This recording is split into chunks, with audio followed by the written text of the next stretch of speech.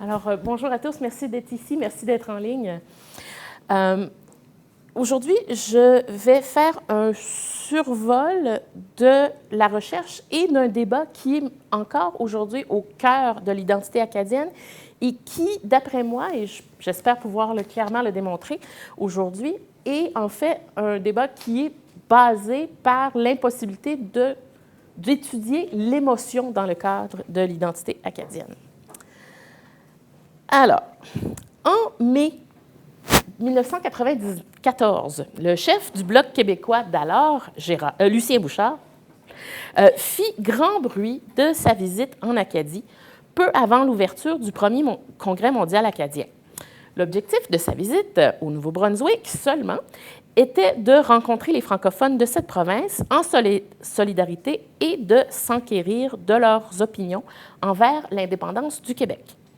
Le 26 mai 1994, une Acadienne des îles de la Madeleine, habitant à Québec, publiait dans Le Soleil une lettre d'opinion exprimant avec instance ses sentiments envers les déclarations de Bouchard, son voyage et son sens de l'Acadie. Elle s'insurgeait devant la présomption de Bouchard, voulant que l'Acadie se trouve au Nouveau-Brunswick seulement, une présomption qu'elle considère comme réductionniste et insultante. « Qu'est-ce que l'Acadie ?» dit-elle. « Et qui est acadien? Peut-on, sans sombrer dans le ridicule, assimiler et réduire l'Acadie à une région bien délimitée et à l'intérieur d'une seule province? Poser la question en ces termes, c'est déjà y répondre. » Fin de la citation. Plus loin, la force de son indignation devient patente. Je cite. « Si aujourd'hui je sens le besoin d'attirer l'attention, si j'ose rajuster le tir, ce n'est pas pour relancer une polémique. Au contraire, c'est justement pour éviter de trop m'insurger contre le quasi-impérialisme du triangle Moncton-Caraquette-Pocketville qui prétendrait résumer toute l'Acadie. Je veux en fait m'élever contre tous ceux qui, même avertis, tombent régulièrement dans ce piège par inconscience, ignorance ou insouciance. » Fin de la citation. 5 ans plus tôt, le 22 juin 1989, cette même personne avait publié une lettre d'opinion, encore dans Le Soleil, ayant presque le même titre, exprimant en gros les mêmes sentiments et la même indignation. Pour elle, l'Acadie est une croyance commune entre tous les Acadiens. Et il y a des Acadiens ailleurs qu'au Nouveau-Brunswick. Toute personne qui dit le contraire a tort, et ces personnes sont bien trop nombreuses. En somme, ces 2 lettres à l'éditeur semblent faire écho au concept de communauté imaginée un peu. Elles révèlent une croyance évidente que l'Acadie n'est pas ou n'est pas seulement une région géographique limitée par des frontières, même des frontières floues, mais plutôt par un sentiment d'appartenance commun, une capacité de se reconnaître mutuellement, une fierté qui devrait être inclusive, malgré justement des frontières floues et historiquement changeantes. Pour cette Acadienne, l'Acadie est littéralement un état d'esprit. Peu ou prou, ce sentiment s'est vu exprimé et rejeté de 1000 manières différentes depuis les débuts du nationalisme acadien dans les années 1880, au Nouveau-Brunswick et ailleurs dans les Maritimes, bien que beaucoup plus souvent depuis les années 1990. Les Acadiens se remémorent leur passé et réfléchissent sur leur avenir. Ce faisant, leurs activités et leurs discours expriment et avivent l'émotion et nourrissent leur sentiment d'appartenance. Ces émotions et ces sentiments s'expriment et se révèlent en particulier lors d'événements génératifs de l'Acadie. Par exemple, les conventions nationales acadiennes du 19e et début 20e siècle ou les congrès mondiaux acadiens depuis 1994. Ils le sont tout autant lors d'événements beaucoup plus ouvertement commémoratifs que génératifs, comme le bicentenaire et le 250e de la déportation, en passant par des événements locaux comme l'érection de monuments, les anniversaires de fondation ou dans des activités tout bonnement généalogiques et familiales. Lorsqu'ils conçoivent l'Acadie passée, contemporaine et future, les Acadiens observés expriment à la fois de la solidarité, de la fierté, de la joie, de la réjouissance, de l'espoir, autant que de la peur, de l'inquiétude, de la frustration et de l'indignation. En passant, je préfère de tout temps des définitions simples et opératoires pour les termes émotion et sentiment. Une émotion, comme je l'utilise, est un état affectif, souvent réactif, à un stimulus ou dans un contexte donné. Un sentiment est la conscience plus ou moins claire découlant ou comportant des éléments affectifs et intuitifs. En d'autres termes, de la manière dont je les utilise, l'émotion engendre le sentiment. Okay. Donc, il faut d'abord souligner que l'écrasante majorité des recherches universitaires sur l'Acadie, qu'elles soient en sciences politiques, en histoire ou en sociologie, même lorsque cette recherche porte sur le discours, spécifiquement sur le discours, que ce soit un discours politique ou un discours commémoratif, n'aborde généralement pas directement l'émotion. Non pas que les émotions soient absentes du discours, tout à fait au contraire, mais elles sont presque toujours exclusivement abordées comme le reflet des valeurs des locuteurs, plutôt que comme un objet de recherche en soi. En conséquence, la plupart du temps, les textes et les discours étudiés expriment très clairement une foule d'émotions sans que celles-ci ne soient tenues en compte dans l'analyse. Laissez-moi vous présenter 2 exemples de ce qui arrive lorsqu'on oublie de traiter l'émotion. Premier exemple. La très excellente étude de Manon Lapara et al. Du début des années 2000, employant le programme Hyperbase pour analyser l'image de la France dans les textes et les discours des conventions nationales acadiennes. Cette étude se préoccupe des mots, notamment des adjectifs associés à la France et à l'Acadie, mais elle ignore généralement les verbes qui les accompagnent, qui souvent, eux, expriment des sentiments. La fierté, l'attachement, le chérissement, la bénédiction, l'amour envers l'Acadie et la France. Par exemple, l'attention portée au mot « héros » révèle une foule de verbes exprimant des émotions, mais ces phrases sont abordées comme le contexte littéraire de l'emploi du mot « héros » et l'analyse est dissociée du sentiment révélé dans ces contextes. Notamment, lors de l'analyse d'un passage particulièrement émotif d'un discours prononcé à la 6e Convention nationale acadienne en 2008 à Saint-Basile, l'émotion exprimée dans ces discours est considérée comme une emphase stylistique. Deuxième exemple, les tout aussi excellentes études de Chantal Richard, qui avait participé à l'étude de Lapara d'ailleurs. Fin de la parenthèse. Chantal Richard s'est préoccupée principalement des commémorations au Nouveau-Brunswick, mais aussi elle a travaillé avec Denis Bourque sur 2 excellents livres sur les conventions nationales acadiennes. Dans ces livres, elle présente des analyses poussées, précises, incises, innovatrices sur la plus de centaines de discours et d'articles nationalistes acadiens prononcés lors de ces événements. Ces études construisent une image exemplaire de la pensée et de l'idéologie acadienne exprimée par les participants et aussi les changements de cette image, de cette pensée plutôt, entre 1880 et 1937. Encore une fois, cependant, les émotions et les sentiments n'ont pas beaucoup de place dans l'analyse, même s'ils apparaissent partout dans les textes cités. La seule exception est la question de la fierté nationale, qui, elle, prend beaucoup de place en ce qu'elle révèle de l'idéologie nationaliste des locuteurs. Ainsi, pour trouver l'émotion en Acadie, il faut explorer les études, chacune d'entre elles, les études individuellement, et dépecer les éléments de l'argumentation entre les conclusions sur les idéologies et celles sur les appartenances pour trouver les traces laissées par les émotions exprimées par les sujets qui ont été étudiés. Et aujourd'hui, je vais faire un survol très incomplet de l'apparition des émotions dans ces études.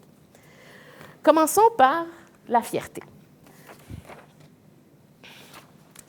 La fierté est le seul sentiment qui apparaît de tout temps dans les études sur l'Acadie, puisque la fierté nationale acadienne est une préoccupation à la fois des chercheurs, mais surtout des leaders et penseurs acadiens depuis les années 1880. Les débats et les discours des conventions nationales acadiennes, surtout les 6 premières entre 1881 et 1908, démontrent une préoccupation toujours grandissante à générer, encourager, consolider la fierté des Acadiens et s'assurer que l'accent est mis sur les traditions, la langue française, l'Église catholique et leur localité. L'adoption de symboles nationaux acadiens en 1881 et 1884, donc le drapeau, la devise, l'hymne, la fête nationale, et aussi le développement d'institutions acadiennes comme les journaux, les écoles, les entreprises. Les débats sur ces questions visent à la réussite acadienne. Ils sont au cœur des discussions. On veut générer de la fierté. Et les élites acadiennes présentes au CNA espèrent prévenir l'exode économique au Québec et aux États-Unis, assurer la défense des droits acadiens au niveau provincial et ancrer la société acadienne dans une réalité parallèle et équivalente aux communautés anglo-protestantes qui les entourent. Et la fierté qu'ils cherchent à engendrer est une fierté constructive et préventive. Un demi-siècle plus tard, donc au milieu du 20e siècle, la fierté devant la réussite, plutôt que la fierté qui assure la survivance, devient un thème central dans la foule des commémorations locales, des fêtes du bicentenaire de la déportation, des festivals acadiens qui apparaissent dans les Maritimes entre 1955 et 1960-61. Ces fêtes promulguent avec insistance dans le discours, dans les pièces de théâtre, dans les chars allégoriques, que les Acadiens sont modernes, actifs, industrieux, gagnants, et que tout Acadien a de quoi être fier de ça. Cette fierté, dans ce contexte, est génératrice de solidarité acadienne et de concordance locale. Elle est aussi compensatoire des discours sur les Acadiens présents dans les manuels scolaires et historiques, dans les publicités touristiques et sortant de la bouche des élites anglo-protestantes des Maritimes, Nouvelle-Écosse surtout, faisant des Acadiens des créatures du folklore et du passé pittoresque et surtout révolu. Alors, dans les deux cas, pendant les CNA et au milieu du 20e siècle, dans les discours de l'époque, la fierté est considérée non pas comme un sentiment en soi, mais comme une fonction civique qui engendrera la solidarité et l'excellence. Cette attitude explique pourquoi les études sur ces événements et ces discours s'y intéressent. Mais il y en a d'autres émotions. Quelles sont-elles? La première qui apparaît souvent est l'inquiétude et, dans sa manière la plus extrême, la peur. Les centaines et plus discours des conventions nationales acadiennes, les injonctions des leaders locaux au milieu du 20e siècle, portant sur les conditions économiques, démographiques et linguistiques des Acadiens, reflètent de réelles inquiétudes, même de la peur, pour l'avenir du peuple acadien. On s'inquiète d'une disparition à venir. On agit donc pour contrecarrer les conditions qui engendrent cette inquiétude. Le nationalisme acadien du tournant du 20e siècle est créé en réponse aux inquiétudes envers l'avenir. Si la plupart des études le constatent, aucune ne l'étudie. L'inquiétude n'est pas seulement chez les nationalistes. Excusez-moi. Elle est aussi chez les généalogistes et les historiens familiaux. L'histoire familiale et la généalogie, qui, chez les Acadiens, qu'ils soient des élites ou non, ont toujours fait partie de la manière dont on aborde le passé. Ces historiens professionnels et ces amateurs, ces généalogistes, abordent l'histoire et ont un sentiment que la tradition se défait, que la famille disparaît, qu'elle s'effiloche, que les cousins, que les amis, que les voisins oublient. Et cette peur, cette inquiétude envers l'oubli engendre la volonté de reconstitution généalogique. Autre sentiment, l'inspiration et l'aspiration. Apparaissant quelques fois dans les études sur le discours politique, particulièrement au 19e siècle, l'aspiration et l'inspiration sont des valeurs qu'on cherche à engendrer chez les Acadiens, des sentiments qu'on cherche à engendrer. Les généalogistes veulent que leurs neveux, leurs enfants, leurs cousins soient inspirés par leurs ancêtres et aspirent à les imiter. Les nationalistes acadiens veulent qu'on se retourne vers les grands héros acadiens, constructeurs du pays, constructeurs de la nation, et qu'on tente, encore une fois, de les imiter. On cherche des exemplaires.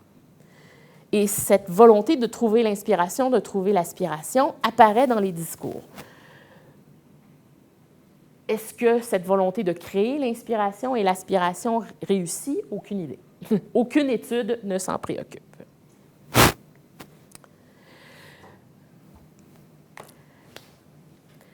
La joie et la réjouissance n'apparaissent presque pas dans aucune des études, malgré le fait que les célébrations commémoratives et génératives sont d'abord des célébrations.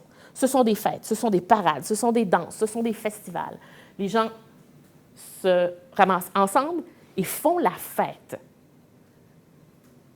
Outre quelques journalistes qui remarquent que les gens ont bien eu du plaisir et qu'il y a eu beaucoup de gens qui ont assisté à un spectacle ici ou à une danse là, l'émotion de cette joie, de cette réjouissance, disparaît des sources et disparaît des études. Il en est de même pour la solidarité, celle même que l'on tente absolument de générer de la part des nationalistes acadiens. L'être ensemble, qui souvent se manifeste lors de fêtes, n'est pas étudié par à peu près personne. Il y a une seule exception dont je vais parler un tout petit peu plus tard.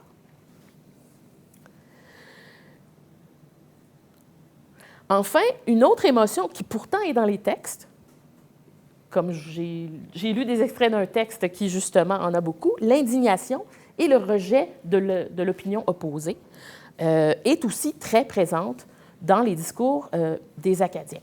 Alors, on a de l'indignation envers le discours des élites anticatholiques et anti-acadiennes du début du 20e siècle.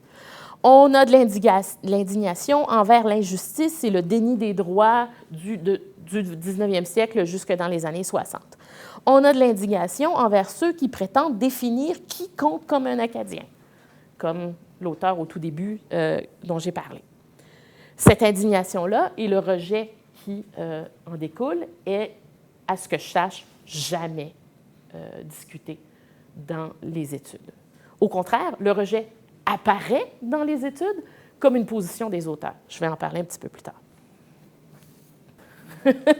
Alors, les chercheurs sur l'Acadie ont dû faire face, quand même, à la présence plus ou moins évidente du subjectif dans l'acadianité, ou tout simplement ont dû faire face aux sujets acadiens, tous autant qu'ils sont. Surtout, cependant, depuis le premier Congrès mondial acadien de 1994. Organisé à Moncton, au Nouveau-Brunswick, et dans les environs, les Acadiens qui se présentèrent venant de partout dans le monde ne furent pas tous ceux que les organisateurs avaient imaginés. Ces milliers de personnes qui participèrent venaient, oui, des provinces atlantiques et de la Louisiane, on s'y attendait, mais aussi du Québec en masse, et d'ailleurs aux États-Unis, d'Europe et même d'Australie. Des centaines pouvant retracer leur acadianité chez leurs ancêtres et non pas faire leur situation géographique ou ethnique, tout qu'ils étaient anglophones ou protestants ou, comme j'ai dit, australiens. En conséquence, les 3 premiers congrès mondiaux acadiens, celui de 1994, de 2001 et 2005, ont mené à une profonde réflexion, au Nouveau-Brunswick surtout, sur les Acadiens du Québec, sur qui compte comme Acadien et comment définir, comment circonscrire surtout l'Acadie. Ces réflexions ont pour la plupart pris la forme d'un débat entre une définition plus restreinte de l'Acadien, qui est un francophone du Nouveau-Brunswick ou des Maritimes peut-être de l'Atlantique, et une autre vision plus multiple qu'on appelle souvent une vision diasporique. L'étude de Karine Gauvin, intitulée « Une analyse discursive de l'identité acadienne à l'aube du CMA », datant de 2004, résume bien l'argumentation du débat depuis 1994. Elle démontre la tension et franchement le rejet mutuel de ceux qui voient l'Acadie comme une diaspora, franchement, et ceux qui ne peuvent s'imaginer qu'une Acadie politique et géographique, que Gauvin nomme Acadie de l'Atlantique en utilisant le terme émergent en 2004. Auparavant, on disait surtout Acadie des Maritimes. Ces deux visions de l'Acadie semblent encore aujourd'hui irréconciliables et coupent au cœur du débat historiographique aussi. Certains historiens et penseurs de l'Acadie misent sur la diversité au-delà des frontières, d'autres misent exclusivement sur des balises nationales non équivoques, géographiques, politiques et linguistiques, pour maintenir la cohésion acadienne et assurer un avenir. Ces camps se rejettent mutuellement et parfois même tentent de se discréditer. Et ce débat est encore présent aujourd'hui. Alors, malgré une absence quasi complète de recherche examinant directement l'émotion en Acadie, il est évident que l'émotion est au cœur de l'Acadie du discours et des discours sur l'Acadie. Non seulement chez les Acadiens qui en parlent, mais chez les chercheurs qui en parlent aussi. Il faut comprendre que ces sentiments et les émotions qui les engendrent évoluent aussi, bien sûr, entre 1880 et 2010.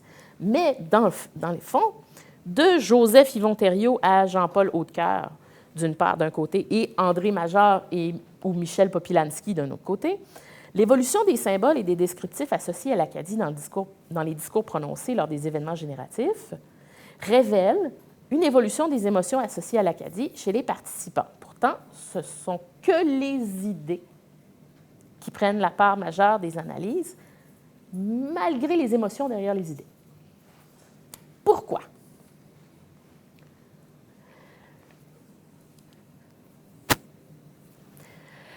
La première raison, pour moi, paraît très évidente. L'étude des émotions et des sentiments en histoire est une affaire relativement récente. Il faut du temps pour de nouvelles approches de se répandre, d'autant plus pour qu'une approche traverse les frontières disciplinaires. Dans ce cas-ci, l'analyse des émotions et des sentiments émerge d'abord et de manière un peu différente en littérature d'un côté puis en sociologie de l'autre. Et elle commence seulement à faire son chemin en histoire. Et plus d'un historien, moi-même, moi inclus, ont abordé le domaine un peu plus par accident que par souci d'innovation méthodologique, comme le bourgeois gentilhomme qui fait de la prose sans s'en rendre compte. La deuxième raison, qui est corollaire à la première, est liée au champ des études acadiennes dans le monde. Là, ce que je veux dire est peut-être controversé un petit peu.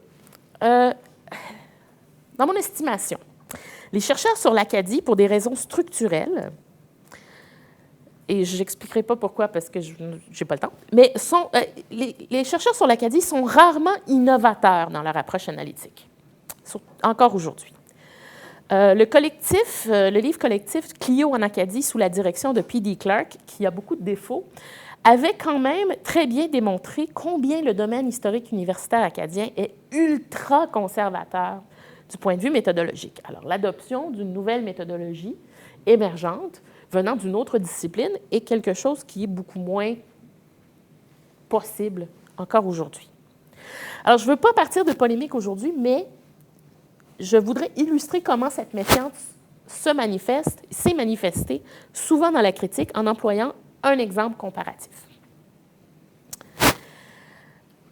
En 1996, la géographe historique Cécile Trépanier proposa dans un article dans Géographie et culture, publié par l'Harmattan en France, un article intitulé « Le mythe de l'Acadie des Maritimes ». Dans cet article, Trépanier remarquait que les historiens, géographes et sociologues de l'Acadie avaient principalement conçu l'Acadie à partir de présomptions construites sur des réalités historiques passées et non sur des réalités socio-culturelles actuelles.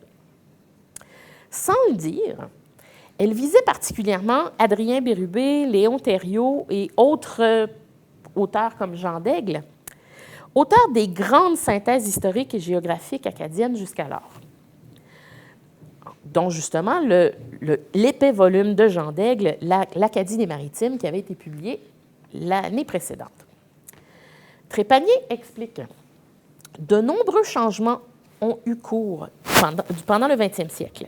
Ces changements ont contribué non seulement à transformer le peuple acadien de l'ensemble de la région en marquant son passage d'une société traditionnelle à une société moderne, mais surtout à le diviser encore plus, à tel point qu'aujourd'hui, toujours aussi éclatée géographiquement et politiquement, cette Acadie des Maritimes est devenue, pour ainsi dire, vide de sens. De fait, dans l'Acadie des Maritimes, les Acadiens vivent leur acadianité dans des conditions tout à fait différentes les uns des autres, selon leur province et leur région. Trépanier continue en présentant 6 Acadies des Maritimes, ancrées dans 6 régions, 6 Acadies foncièrement différentes de la part de leur attitude envers le passé, la culture acadienne et leur rapport à l'identité. Ce sont des Acadies vécues, où l'expérience quotidienne de l'acadianité détermine la classification. Chez Tican, en Nouvelle-Écosse, qu'elle nomme l'Acadie torturée, où sa longue histoire d'exploitation économique et d'oppression linguistique a restreint la capacité de la région à s'ouvrir au monde et sur elle-même. Pointe de l'Église, en Nouvelle-Écosse, l'Acadie silencieuse, peuplée d'Acadiens patients, tolérants, des défenseurs invétérés du principe de la bonne entente, qui se défendent peu et ne font pas de vagues. La région évangéline, à l'île du Prince-Édouard, l'Acadie solidaire, cœur de la francophonie insulaire, où, je cite, « l'esprit de solidarité et l'énergie des gens de la région en font un endroit privilégié où le mot « impossible » ne semble pas faire partie du vocabulaire », fin de la citation, mais où cette solidarité doit se faire aux dépens de durs compromis linguistiques. Bouctouche, Nouveau-Brunswick, l'Acadie frileuse, où les Acadiens sont tranquilles, peu politisés, moins conscients de leur histoire, tolérants de la domination de la langue anglaise et tolérants de l'intolérance même de leurs voisins anglophones. Caraquette, l'Acadie prétentieuse, celle-là même que dénonce l'auteur au début de ma présentation, où, je cite, « se dire acadien et vivre en français sont des priorités », fin de la citation, alors même qu'ils se targuent avec force qu'ils ne sont pas québécois et qu'il faut différencier les Acadiens des descendants d'Acadiens. Ce aussi qui est dénoncé par l'auteur au début. Et Saint-Basile, enfin, l'Acadie brayonne, au cœur du Madawaska, divisé entre 2 provinces et un État des États-Unis, où la population francophone n'est pas uniquement d'origine acadienne, mais aussi québécoise. L'Acadie brayonne est hybride, liminale, incertaine de son acadianité, autant de Québec que de Moncton ou que de Bangor. L'article de Trépanier fut largement et fortement critiqué et rejeté par la discipline dans les années 90. D'abord en raison des critiques sur les concepts employés par ses collègues, mais surtout en raison de l'approche employée par son auteur, et c'est pour ça qu'on la condamne. Comme elle admettait elle-même, ce constat de la diversité, et cela même au plan culturel, est peut-être ce qui m'a plus marqué lors d'une année d'études, année sabbatique dans les Maritimes. J'ai vécu dans 6 régions acadiennes et j'ai eu l'impression de découvrir 6 Acadies. En 1996, ce qui fut rejeté en bloc était son approche impressionniste, basée sur les sens et attentive aux émotions et aux expériences des sujets étudiés. Au bout du compte, la constatation est difficile à éviter. Et cette constatation explique aussi ce que je crois être le substrat non dit, peut-être inconscient, d'un débat qui traverse encore le nationalisme acadien et les études acadiennes depuis les années 90. Dans les études sur l'Acadie et sur les discours de l'Acadie, la tension entre l'Acadie ressentie et l'Acadie géographique me paraît évidente. D'une part, nous avons les Acadiens vivant dans les Maritimes ou ailleurs qui abordent l'Acadie d'un point de vue qu'on accuse d'être subjectif. Ils affirment haut et fort qu'ils sont Acadiens et qu'ils comprennent l'Acadie avec leur cœur, donc les sentiments, les émotions, ou leur tête, les émotions, les impressions, la compréhension, l'imagination. Et ils la comprennent dans un cadre culturel, affectif, même familial. D'autre part, il se trouve des politiciens, des penseurs, des auteurs, des chercheurs qui sont pour la plupart néo-brunswickois, qui abordent l'Acadie d'un point de vue soi-disant objectif. se concentrant sur le géographique, le politique, l'économique et l'idéologique. L'émotion et le ressenti, même l'expérientiel, n'ont pas de place dans l'analyse. Ces chercheurs étudient souvent les Acadiens qui expriment une Acadie du cœur ou de la tête, mais ils analysent les idées des discours plutôt que la substance de ces discours. Il en résulte, je crois, une inquiétude de la part de ces chercheurs, penseurs politiciens qui s'inquiètent de l'existence même de tous ces Acadiens dans leur tête. Depuis le premier CMA en 1994, et à chaque itération, depuis, réapparaissent des discours questionnant la légitimité des communautés acadiennes hors maritimes, ou plus souvent juste les Acadiens du Québec, ou même ceux hors de la Louisiane aux États-Unis.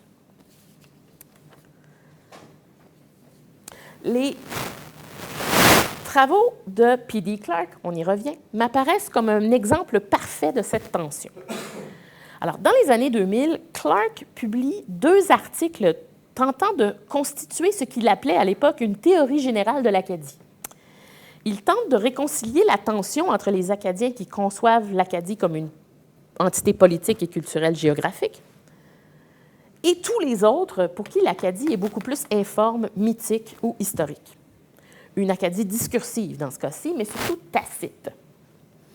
Le non-dit de l'identité acadienne actuelle le pousse à surnommer l'Acadie du silence et tente de l'identifier.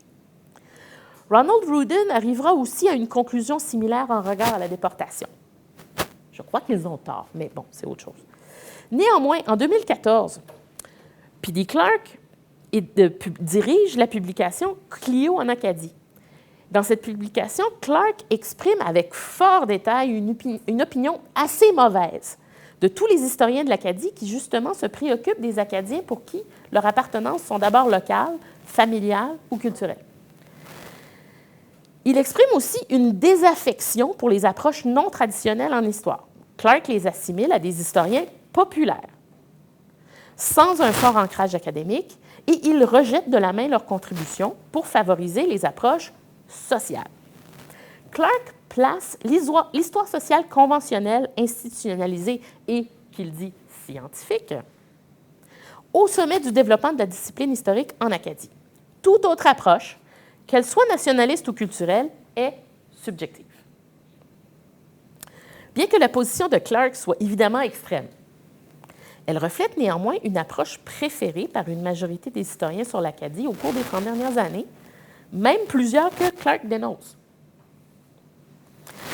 Dans les faits, je ne connais qu'une seule étude dont l'objectif était de se pencher directement sur l'expérience émotive, physique, subjective de l'Acadie. En 2013-2014, le géographe historique Ron J. Roy a commencé un fascinant projet interrogeant les participants aux parades des Tintamarres à Moncton et à Dieppe. Son terrain consistait à participer aux parades, suivre les participants, quels qu'ils soient, peu importe leur couleur, leur grandeur, leur sexe, et ensuite de les interroger sur leurs raisons pour participer, leurs expériences de la parade, et s'intéressant à ce qu'ils percevaient et ressentaient au cours de la parade et quel était leur attachement à l'Acadie dans ce contexte. Son étude devait faire partie des 2 tomes Celebrating Canada sous la direction de Matthew Hayday. Malheureusement, Roy a dû abandonner ce projet pour des raisons de santé et les résultats ne furent jamais publiés. C'est très dommage. Pourtant, les résultats préliminaires qu'il a partagés avec moi ont révélé une certaine incertitude parmi les participants de Moncton, composés d'Acadiens de souche, d'autres francophones, dont beaucoup de personnes racisées, immigrants ou non. Quoique fiers d'être membres de la communauté acadienne, plus d'un néo-acadien était incertain de la légitimité de leur inclusion, tout en reconnaissant qu'ils étaient généralement chaleureusement inclus dans la fête. À Dieppe, à l'opposé, la fête se révélait comme beaucoup moins inclusive, méfiante de l'autre, même les francophones, révélant une acadianité jalouse de ses limites ethniques, exprimant une vision de l'histoire acadienne que Roy qualifiait de romantique. Dans les 2 cas, néanmoins, Roy démontre une ambivalence envers le nationalisme acadien chez tous les participants, acadiens de souche ou pas. À Moncton, on se méfie des dogmes politiques et de l'exclusion de l'Acadie traditionnelle. À Dieppe, on se méfie du nationalisme parce qu'il ne semble plus nécessaire à la continuation du peuple acadien. Dans les deux cas, l'expérientiel et le ressenti est au cœur de l'interrogation et de cette ambivalence. Devant ce constat, sans doute, ce qu'il faut faire, c'est espérer que ceux d'entre vous à la caméra, ceux ici en salle, les étudiants de Josette, aborderont des recherches qui traiteront de l'émotion. Alors, je souhaite voir apparaître des jeunes loups de l'histoire abordant dans les études de 2e et 3e cycle l'Acadie de l'émotion, l'Acadie du sentiment, et qui oseront briser la tradition en se penchant sur le senti, le ressenti, pour voir si on pourrait y réconcilier le national et le particulier, le géographique et le culturel, l'idéologique et l'émotif, juste pour voir. Et je vous remercie.